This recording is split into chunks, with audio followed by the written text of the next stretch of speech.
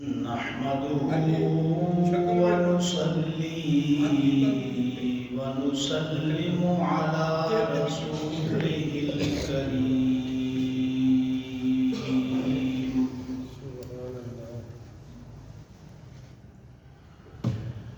وعلى آله وأصحابه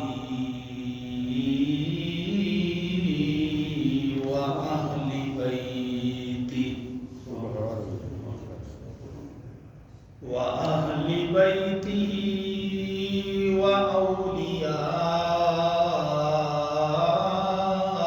ملته أجمعين.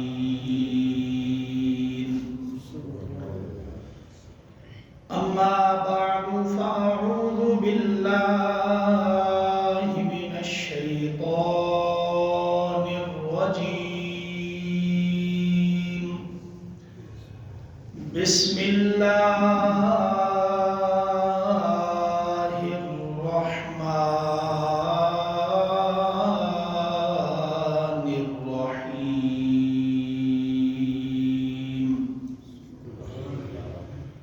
محمد رسول الله والذين معه أشداء على الكفار رحماء بينهم تراهم ركعا سجدا يبتغون فضلا من الله ورضوانا.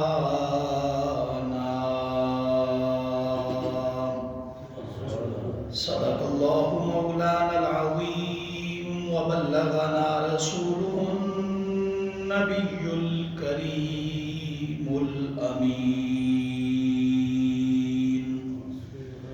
پڑھیے الصلاۃ والسلام علیک یا سیدی یا رسول اللہ.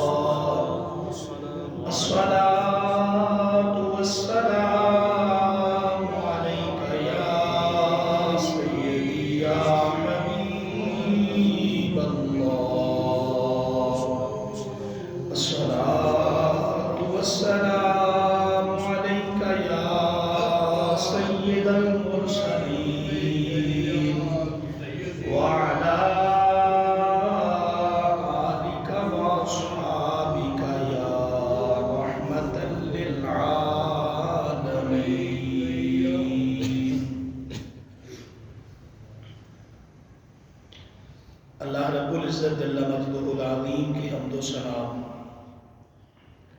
اور اس کے پیارے محبوب نبی رحمت شفیع امت سلطان حسینان دو جہاں سید الانبیاء والمرسلین سیدنا و مولانا احمد مجتبی جناب محمد رسول اللہ صلی اللہ تعالیٰ علیہ وآلہ وصحبہ وبارک وسلم ابدا کی بارگاہ میں ہدیہ درود و سلام پیش کرنے کے بعد احباب ذی وقار برادران اسلام، اللہ کریم کا بے پناہ فضل اور احسان اور شکر ہے کہ صف انبیاء میں رسول پاک سید عالم علیہ السلام کو جو اعلیٰ مقام و مرتبہ حاصل ہے، اسی طرح امت محمدیہ میں دیکھا جائے تو جو عزت و شان، جو مقام و مرتبہ اور جو قرب و اخلاص و للہیت رب کریم نے جناب خلیفۃ الرسول واقف مزاج نبوت امیر المؤمنین حضرت سیدنا ابو بکر صدیق رضی اللہ تعالیٰ عنہ کو عطا فرمائی ہے، وہ اپنی مثال آپ ہے. اور آج 22 جمادی الاخری حضور سیدنا ابو بکر صدیق رضی اللہ تعالیٰ عنہ کی یاد میں پوری دنیا میں بڑے تذک و احتشام کے ساتھ منایا جا رہا ہے۔ حضرات محترم، اس میں کوئی دوسری رائے نہیں ہے کہ خاندان نبوت کے جو افراد ہیں ان کو نبی پاک سید عالم علیہ السلام کی ذات بابرکت کے ساتھ، آپ کے وجود مسعود کے ساتھ جو نسبت حاصل ہے، یارو جس جسم میں حضور نبی کریم سید عالم علیہ السلام کے خون مبارک کے چند قطرے جائیں اس پر جہنم کی آگ حرام ہوتی ہے، تو جس جسم میں سارا خون ہی نسبت مصطفیٰ کا ہو، اس کا مقام و مرتبہ کیا ہوگا؟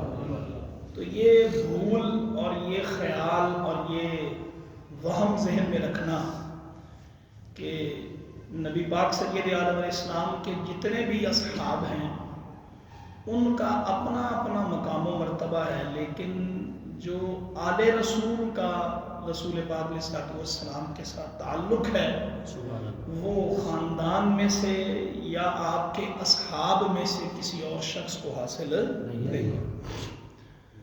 جہاں ہم اہل سنت اس چیز کا بڑا پاس رکھتے ہیں وہاں ہم اہل سنت اس بات کو بھی بڑی اچھی طرح جانتے ہیں کہ رسول پاک سید عالم علیہ السلام کا جو نسبی سلسلہ ہے وہ حضرت سیدہ طیبہ طاہرہ جناب فاطمہ رضی اللہ تعالیٰ عنہ آپ کی ذات بابرکت سے ہے، حضرت مولا مرتضیٰ سیدنا مولا علی کرم اللہ تعالیٰ وجہ الکریم سے ہے، اس میں کوئی شک نہیں ہے۔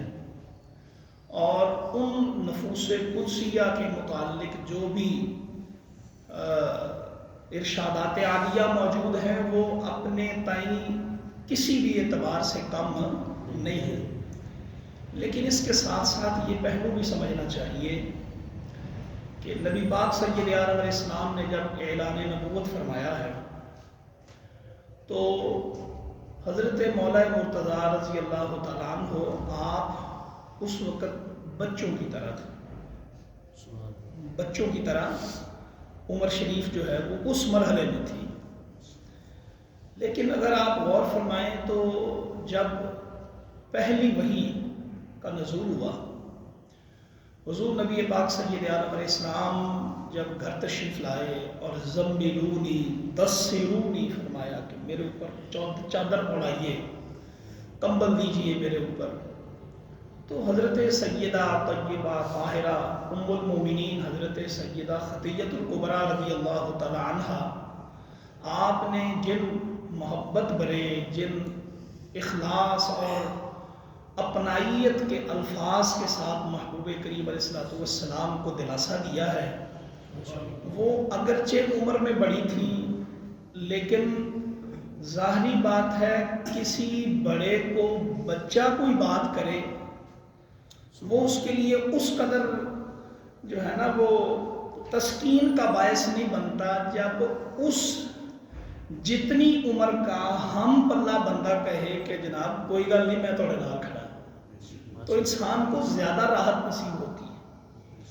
تو جناب سیدنا ابو بکر صدیق رضی اللہ تعالیٰ عنہ کی ذات بابرکت آپ عمر کے جس حصہ میں رسول پاک علیہ السلام کے ساتھ متصل رہے ہیں یہ وہ حصہ ہے کہ جس میں سرکار مدینہ علیہ السلام پر آنے والی ہر بڑی اور چھوٹی مشکل میں جس ذات نے اپنا تن من اور دھن محبوب کے قدموں پہ قربان کیا ہے اس کا نام حضرت ابو بکر صدیق کی ذات ہے۔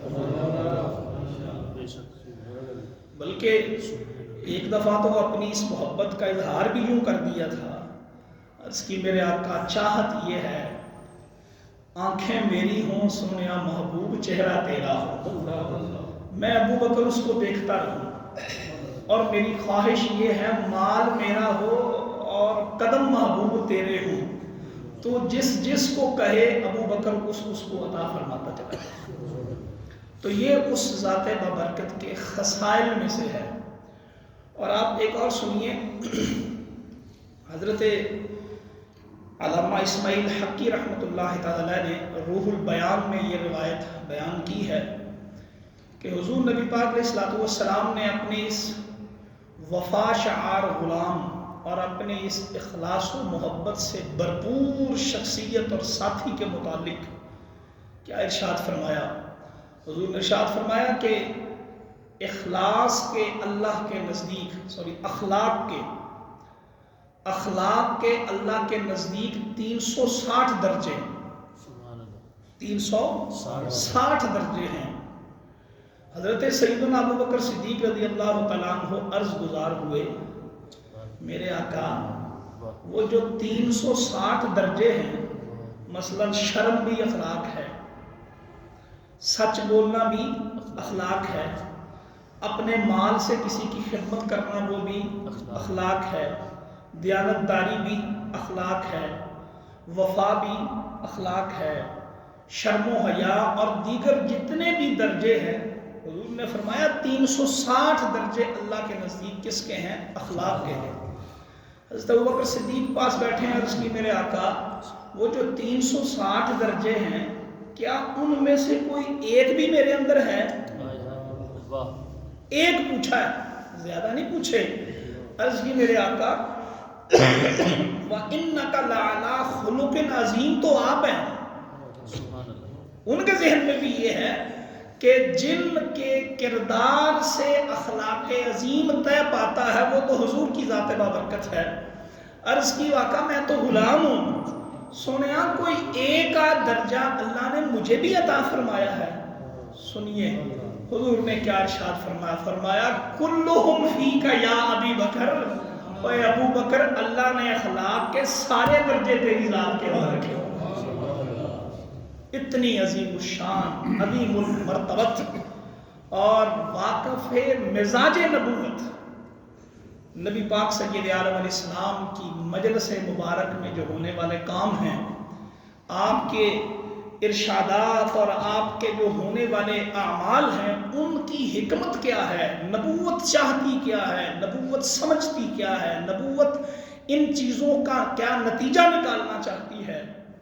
ارے دوسرے لوگ تو، دوسرے اصحاب تو اپنے تئیں اپنے جذبات میں مصروف ہوتے تھے، جناب سیدنا ابو بکر صدیق رضی اللہ تعالیٰ عنہ کی ذات گرامی تو وہ ہے کہ جو نبوت چاہتی آپ کا مزاج بھی ویسے ہوا کرتا۔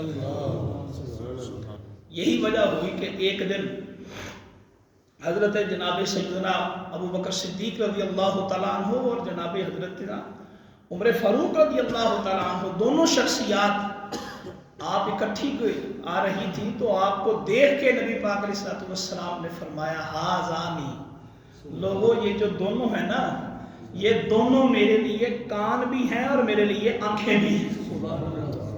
یہ دونوں میرے لیے کان بھی ہیں اور آنکھیں بھی ہیں۔ اس کا یہ مطلب نہیں ہے کہ جناب ابو بکر صدیق رضی اللہ تعالیٰ عنہ جسمانی طور پہ نبی پاک علیہ الصلوۃ والسلام کے کان یا آنکھیں ہیں، بلکہ اس کا مطلب یہ ہے کہ نبوت جو سننا چاہتی ہے اور نبوت جو دیکھنا چاہتی ہے اس سے واقف یا ابو بکر ہے یا عمر کی ذات ہے۔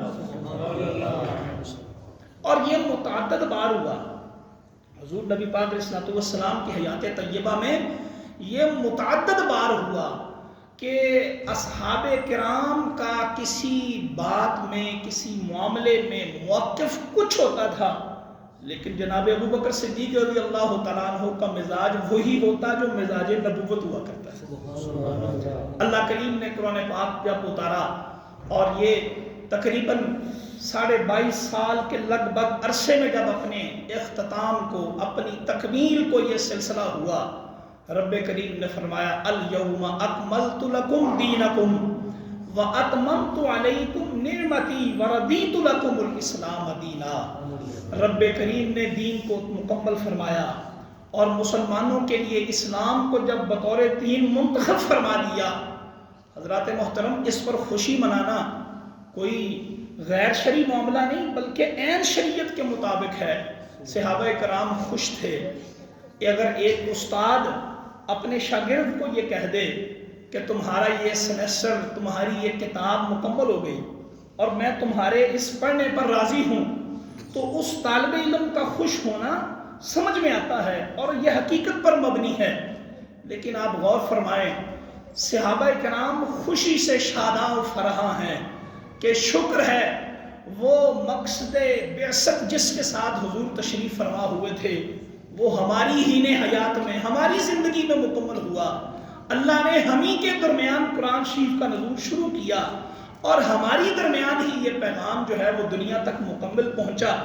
اپنے آپ کو بڑا خوش قسمت سمجھتے ہوئے وہ شاداں و فرحاں تھے۔ دوسری جانب جناب ابو بکر ہیں جو غمگین ہوئے بیٹھے ہیں۔ کسی نے پوچھا حضرت آپ کیوں پریشان ہیں، آپ کی اس پریشانی کی وجہ کیا ہے؟ فرمایا وجہ صرف یہ ہے تمہارا خوش ہونا اپنی جگہ اور وہ درست ہے کہ اللہ نے اپنی نعمت کا اتمام ہمارے اوپر فرمایا، لیکن میں پریشان اس لیے ہوں کہ محبوب جس مقصد کے لیے آئے تھے جب وہ پورا ہو گیا تو محبوب ہمارے درمیان اب زیادہ دیر موجود نہیں رہیں گے۔ میں تو اس غم کو دیکھ کے جو ہے وہ پریشان ہوئے جا رہا ہوں۔ حضرات محترم، یہ ہے کہ مزاج نبوت کے ساتھ آشنائی جو ہے وہ جناب حضرت ابو بکر صدیق رضی اللہ تعالی عنہ آپ کو حاصل تھی۔ اور ایک اور حدیث پاک سنیے،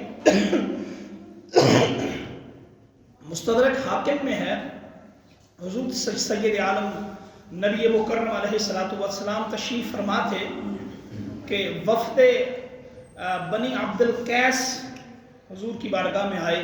یہ قبیلہ حضور کی خدمت میں حاضر ہوا تو انہوں نے آپ کی خدمت میں حاضر ہو کے اس قبیلے کا ایک فرد تھا، اس نے نبی پاک سید عالم علیہ السلام کے ساتھ گفتگو کرتے ہوئے چند ایسے کلمات استعمال کیے، گفتگو کا جو ادب آداب ہیں وہ نہ رکھے اور ذرا بے ادبی کے لہجے میں حضور سے گفتگو کی۔ حضور نبی پاک علیہ السلام کے ساتھ آپ کے یہ خلیفہ اول حضرت جناب ابو بکر صدیق رضی اللہ تعالیٰ عنہ تشریف فرما تھے، تو آپ نے حضرت ابو بکر کو مخاطب کر کے فرمایا حل فہمتا و سمعتا، اے ابو بکر تم نے سنا ہے اس نے کیا کہا ہے اور تمہیں سمجھ بھی آئی ہے اس نے کیا کہا ہے؟ تو حضرت ابو بکر صدیق عرض کرنے لگے فہمت و سمعت جدا او کما قال، میرے آقا میں نے سن بھی لیا ہے اور میں نے سمجھ بھی لیا ہے یہ کہنا کیا چاہ رہا ہے۔ تو فرمایا پھر سے جواب دو، اس کو اس کی زبان میں جواب دیا جائے، اس نے جس بے ادبی کے ساتھ میرے ساتھ بات کی ہے۔ حضرت جناب ابو بکر صدیق رضی اللہ تعالیٰ عنہ نے جب محبوب کی عزتوں پر پہرا دیا، آپ کے مقام و مرتبہ کو جب ان کے سامنے واضح کیا، محبوب اس قدر خوش ہوئے، ارشاد فرمایا اعطاک اللہ الرضوان الاکبر، ابو بکر تمہیں اللہ تعالیٰ نے رضوان اکبر عطا فرمایا۔ تو صحابہ کرام عرض کرنے لگے یا رسول اللہ یہ رضوان اکبر کیا ہوتا ہے؟ رضوان جو ہے اس کا معنی ہے رضا، راضی ہو جانا، اور رضوان الاکبر یعنی ایسا راضی ہونا کہ یہ رضا کا اعلیٰ ترین درجہ ہے۔ فرمایا اے ابو بکر اللہ نے تجھے رضوان اکبر عطا فرمایا ہے۔ صحابہ نے عرض کیا یا رسول اللہ یہ کیا ہوتا ہے؟ آپ نے فرمایا یہ ہے کہ یتجلی اللہ لقوم عموماً، کہ اللہ تعالیٰ روز قیامت باقی قوم کے لیے اپنے نور کی تجلی کا اظہار عام طور پہ فرمائے گا، لیکن جب ابو بکر کی ذات آئے گی یتجلی اللہ لأبی بکر خاصتاً، اللہ تعالیٰ ابو بکر کے لیے اپنے نور کی خاص تجلی کا اہتمام فرمائے گا۔ تو یہ مقام و مرتبہ حضرت جناب ابو بکر صدیق رضی اللہ تعالیٰ عنہ کو حضور کی عزت و ناموس پر پہرا دینے کی وجہ سے ملتا ہے۔ اور آپ غور فرمائیں قرآن پاک میں جہاں یہ ارشاد ہے کہ محمد الرسول اللہ والذین معہ اشداء علی الکفار رحماء بینہم تراہم رکعا سجدا یبتغون فضلا من اللہ ورضوانا، رب کریم نے یہاں پر اپنے محبوب کریم علیہ السلام کے غلاموں کا جو تعارف کروایا ہے، اور اس تعارف کی جو پہلی جہت ہے وہ کیا ہے؟ والذین معہ، لوگوں میرا محبوب اللہ کا رسول ہے، اور ساتھ جو اس کے اپنی شب و روز گزارنے والے افراد ہیں وہ بھی عام نہیں ہیں، اللہ کے نزدیک ان کا بھی بڑا مقام و مرتبہ حاصل ہے۔ اور یہ جو آیہ کریمہ کا حصہ ہے والذین معہ، یہ معیت مصطفیٰ صلی اللہ تعالی علیہ وآلہ وسلم، اس کا جو حصہ ہے وہ اگرچہ تمام صحابہ کو حاصل ہے۔ حضور کی معیت میں جناب سیدنا ابوبکر صدیق بھی رہے، حضور کی معیت میں حضرت جناب سیدنا عمر بن خطاب بھی رہے، آپ کی معیت میں عشرہ مبشرہ رہے، حضرت مولا مرتضیٰ رہے، حضرت سیدنا عثمان غنی، حضرت عبد الرحمن بن عوف، حضرت طلحہ اور دیگر جو صحابہ کرام ہیں، سارے آپ کی معیت میں رہے اور اسی معیت کی وجہ سے ان کو صحابی کہا جاتا ہے۔ لیکن حضرت محترم ملا احمد جیون رحمۃ اللہ تعالی علیہ اپنی مشہور زمانہ تفسیر کی کتاب التفسیرات الاحمدیہ میں لکھتے ہیں کہ والذین معہ کے مصداق میں اگرچہ سارے صحابی آتے ہیں، اگرچہ سارے صحابی آتے ہیں، لیکن یہاں پہ خاص طور پہ جو ذات مراد ہے وہ حضرت ابوبکر صدیق کی ذات ہے۔ کیوں؟ اس لیے کہ آپ کی ساری زندگی کے اندر، یعنی رسول پاک سید عالم علیہ السلام کی ساری حیات طیبہ کے اندر حضور کی معیت کا وہ شرف اور وہ ماحول جو حضرت ابوبکر کو غار ثور میں حاصل ہوا ہے وہ آپ کے امتیوں میں سے کسی کو بھی نہیں نصیب ہوا۔ اور یہ وہ ایک ایسی معیت ہے، وہ ایک ایسی صحبت ہے، وہ ایک ایسا اکیلے میں محبوب سے ملنا ہے کہ اس معیت کی وجہ سے قرآن بھی جناب سیدنا ابوبکر صدیق کو محبوب کا غلام کہہ کے پکارتا ہے۔ سنیے قرآن پاک کیا ارشاد فرماتا ہے، فرمایا وَثَانِيَ اثْنَيْنِ اِذْ هُمَا فِي الْغَارِ اِذْ يَقُولُ بِصَاحِبِهِ لَا تَحْزَنْ إِنَّ اللَّهَ مَعَنَا۔ کچھ کو سبحان اللہ، قرآن شریف ہے بھائی، قرآن شریف کا حق بنتا ہے۔ ہم کوئی دوڑے مائیے کے ساتھ تو کام نہ چلا رہے، تو قرآن شریف جب پڑھا جائے تو اس کو سن کے اللہ کی حمد و ثنا کرنا یہ لازمی ہوتا ہے۔ تو فرمایا وَثَانِيَ اثْنَيْنِ۔ اب آپ دیکھیں یہ آیت ایک ہے اور اس میں اللہ تعالیٰ نے حضرت جناب ابوبکر صدیق رضی اللہ تعالیٰ عنہ کو آیت کے اس مختصر حصہ میں 3 دفعہ محبوب کریم علیہ السلام کے ساتھ بیان کیا۔ یعنی اس مشکل گھڑی میں رب کریم نے محبوب کی ذات بابرکت کو ابو بکر سے جدا نہیں کیا، فرمایا وَثَانِيَ اثْنَيْنِ، 2 میں سے دوسرے، 2 میں سے دوسرے، یعنی اگر 2 میں سے دوسرا جو بھی ہے، اگر دوسرے سے مراد حضرت ابوبکر صدیق ہے تو پہلے کون ہے؟ جناب رسول پاک علیہ السلام۔ اور اگر 2 میں سے دوسرے سے مراد حضور کی ذات بابرکت ہے تو پہلا کون ہے؟ حضرت ابوبکر صدیق کی ذات ہے۔ گویا یہاں پہ بھی اللہ نے ابوبکر کی ذات کو محبوب کے ساتھ بیان کیا۔ آگے فرمایا اِذْ هُمَا فِي الْغَارِ، جب وہ دونوں غار میں تھے۔ یہاں پر بھی ایک کا ذکر نہیں بلکہ کتنے کا ہے؟ 2 کا ہے۔ اِذْ يَقُولُ لِصَاحِبِهِ، یہاں پر بھی یہ فرمایا کہ جب ایک نے اپنے صاحب سے کہا، یہاں پہ بھی محبوب کے ساتھ ابوبکر موجود ہیں، اور آگے فرمایا لا تحزن ان اللہ معنا، گھبرانا نہیں، اللہ صرف میرے ساتھ نہیں ہے تیرے ساتھ بھی ہے۔ وہاں پر بھی جناب ابوبکر کو پیچھے نہیں چھوڑا۔ حضرات محترم ذرا تاریخ پڑھیے، قرآن کریم ہمیں یہ بتاتا ہے کہ حضرت موسیٰ علیہ السلام جب اپنی قوم کے ساتھ اپنی قوم کو لے کے نکلے اور آگے جب دریائے نیل آتا ہے، اور اس لمحے کہ جب قوم فرعون اپنے پورے لشکر کے ساتھ وہ حضرت موسیٰ علیہ السلام پہ چڑھ دوڑا، آپ کی قوم پہ چڑھ دوڑا، سامنے دریائے نیل ہے اور پیچھے جو ہے وہ جناب والا لشکر ہے فرعون کا، تو اس پریشانی کے عالم میں حضرت موسیٰ علیہ السلام کی قوم نے کیا کہا تھا؟ قال اصحاب موسیٰ فلما تراءى الجمعان قال اصحاب موسیٰ انا لمدرکون۔ دہائی دے دی ان لوگوں نے جب انہوں نے لشکر کو دیکھا، جب انہوں نے دیکھا کہ فرعون ہم پہ آپ دبوچ لے گا اور سامنے سمندر ہے، راستہ نہیں، تو قال اصحاب موسیٰ، موسیٰ علیہ السلام کے اصحاب نے کہا انا لمدرکون، ہم تو پکڑے گئے، یہ تو ہمیں ابھی آنے واحد میں آ کے لے لے گا۔ تو موسیٰ علیہ السلام نے آگے سے کہا، کیا کہا؟ قال کلا ان معی ربی سیہدین۔ اس مشکل گھڑی میں حضرت موسیٰ علیہ السلام نے یہ بات سمجھیے گا، بڑی زبردست ہے کہ موسیٰ علیہ السلام نے کہا کلا، ہرگز نہیں، ان معی ربی سیہدین، فرمایا ہرگز نہیں، رب بھی میرا ہے بھی میرے ساتھ، وہ ہدایت بھی دے گا مجھے۔ موسیٰ علیہ السلام نے کیا کہا؟ ان ربی معی، رب بھی میرا ہے بھی میرے ساتھ، اور ہدایت بھی کسے دے گا؟ مجھے دے گا۔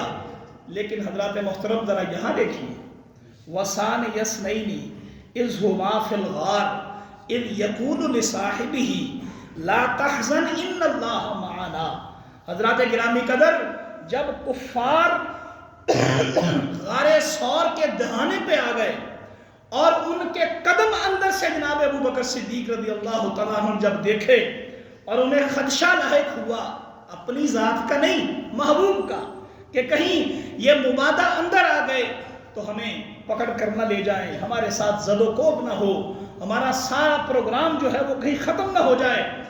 اس پریشانی کے عالم میں جب حضور نبی پاک علیہ السلام کے یہ غلام مبتلا ہوئے تو جناب ابو بکر صدیق رضی اللہ تعالیٰ عنہ کو حضور نبی کریم علیہ السلام نے جو فرمایا، اس کو قرآن نے جو لفظی تعبیر دی ہے وہ کیا ہے؟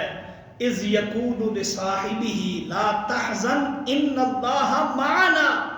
محبوب نے موسیٰ علیہ السلام کی طرح نہیں کہا کہ رب بھی میرا ہے بھی میرے ساتھ، ہدایت بھی دے گا مجھے، نہیں، فرمایا ان اللہ معنا، اے ابو بکر پریشان نہ ہو، رب بھی ہمارا ہے اور ہماری مدد کرے گا، صرف میری نہیں، جہاں وہ میری مدد کرے گا ابو بکر وہ تیری بھی مدد کرے گا۔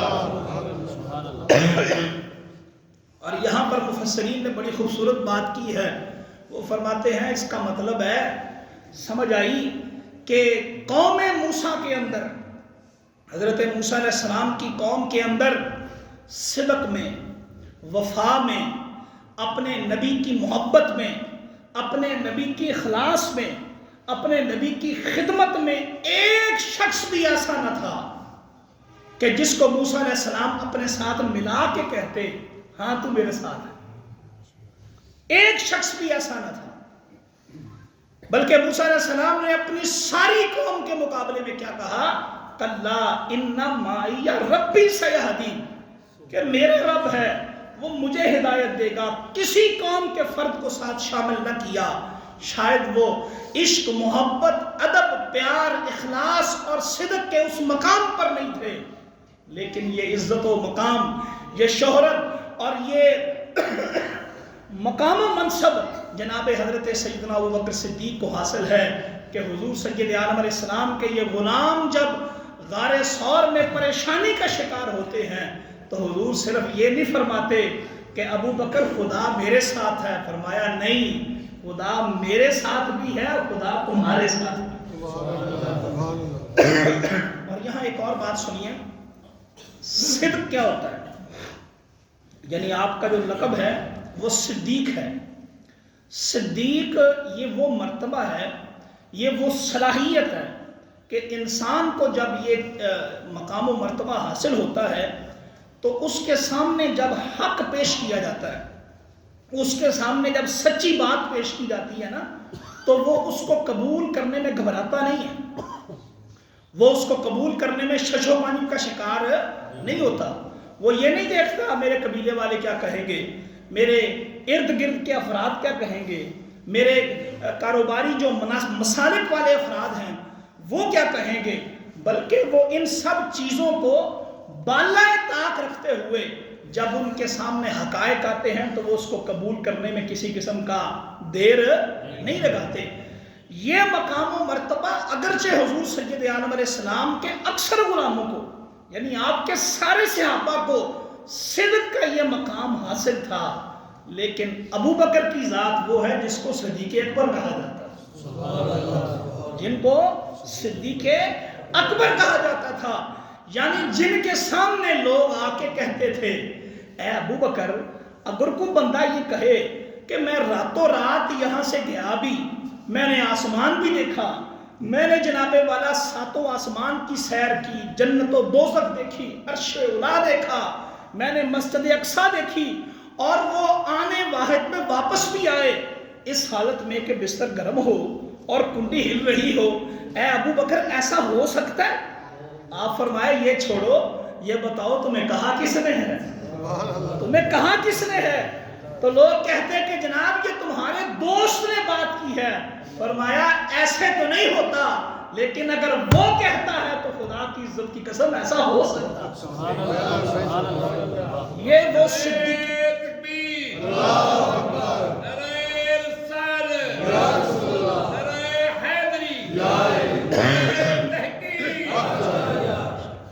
تو یہ ہے صدیقیت کا وہ مقام۔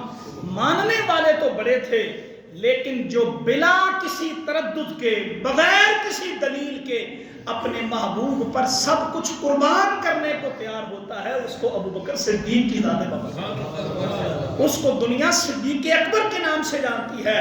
اور سید اعلیٰ حضرت نے، آپ دیکھیں نا، یہی وہ اپنے محبوب پر فدا کرنے کا مزاج تھا کہ شاید قوم موسیٰ کے اندر کوئی ایک فرد بھی ایسا نہیں تھا کہ جس کا صدق، جس کی سچائی، جس کی امانت داری اور جس کا اپنے نبی کے ساتھ پیار اتنا خالص ہو کہ نبی اس کو اپنے ساتھ ملاتے، کسی کو نہیں ملایا۔ لیکن جناب ابو بکر صدیق رضی اللہ تعالیٰ عنہ، آپ عشق وفا اور پیار کے اس درجے پر تھے کہ محبوب نے عین وہ مقام جہاں اپنی تعریف بیان ہوئی ہے، ساتھ ابو بکر کی تعریف بھی بیان فرمائی ہے۔ اسی لیے سید اعلیٰ حضرت نے کیا خوب فرمایا ہے، آپ فرماتے ہیں اصدق الصادقین سید المتقین، اصدق الصادقین سید المتقین، چشم گوش وزارت پہ لاکھوں سلام۔ فرمایا لوگوں، اصدق الصادقین کا مطلب یہ ہے قوم موسیٰ ہو، قوم عیسیٰ ہو، قوم ابراہیم ہو، جتنے بھی نبی گزرے ان میں صدیق تو تھے، قوم محمد بھی آئی، اس کے اندر بھی صدیق تھے، لیکن ان تمام صدیقوں سے بڑھ کے جو صدیق ہے اس کا نام ابو بکر کی ذات ہے۔ اصدق الصادقین سید المتقین، آپ جتنے دنیا میں سچے آئے اب ان تمام سچوں کے سردار تھے، اور آپ متقین کے بھی سردار ہیں۔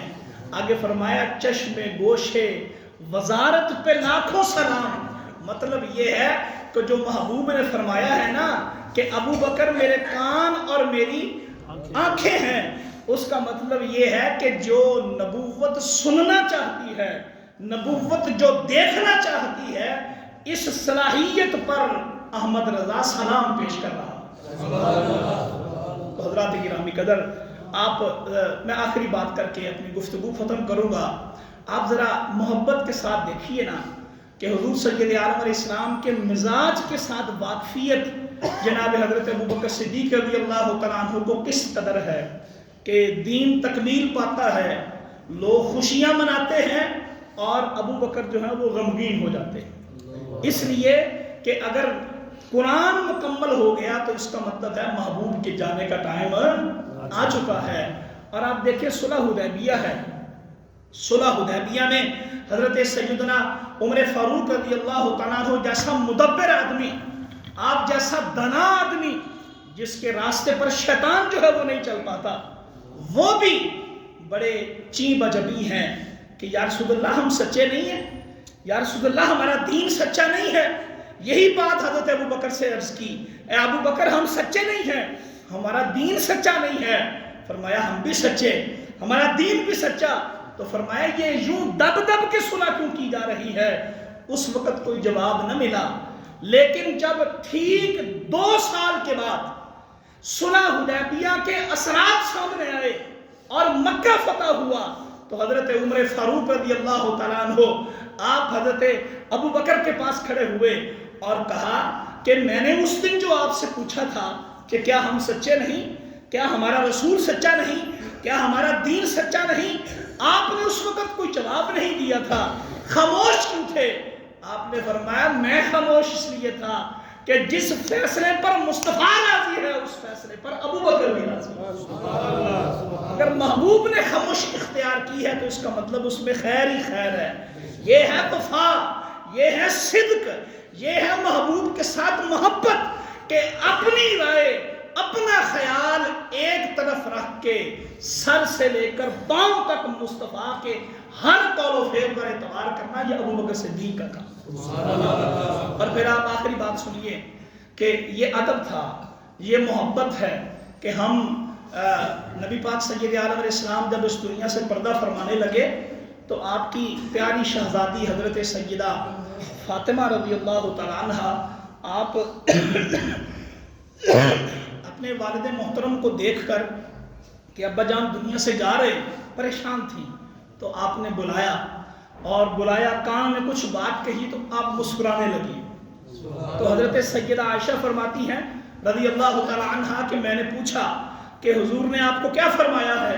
پہلے آپ رو رہی تھیں، اب آپ مسکرا رہی ہو۔